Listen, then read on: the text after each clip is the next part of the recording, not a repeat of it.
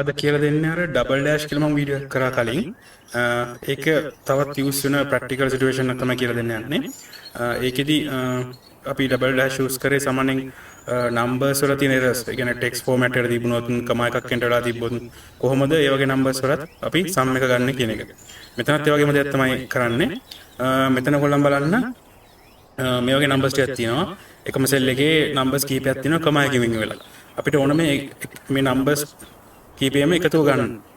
බලමු කොහොමද කරන්න කියන එක. ඔයා සම් කියලා ටයිප් කරගන්න. ඊට පස්සේ අපි දන්නවා ටෙක්ස්ට් ස්පීඩ් එක. ටෙක්ස්ට් ස්පීඩ් කියලා ටයිප් කරන්න.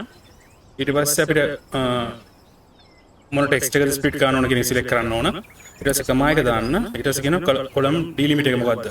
කොලම් ඩිලිමිට් එක තමයි කමා එකකින් වෙන් වෙලා තියෙන කමා එක තමයි ඩිලිමිට් එක වෙන්නේ.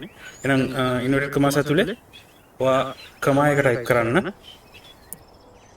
ඊට පස්සේ රෝ ඩිලිමිටර් සබල වැඩක් නැහැ. මේක ටෙක්ස්ට් බිට් එකේ බ්‍රැකට් එක ක්ලෝස් කරන්න. ඊට පස්සේ සම් එකේ බ්‍රැකට් එක ක්ලෝස් කරලා එන්ටර් කරන්න. හැබැයි ආන්සර් එක ආවේ නැහැ. ආන්සර් එක 0 ආවේ.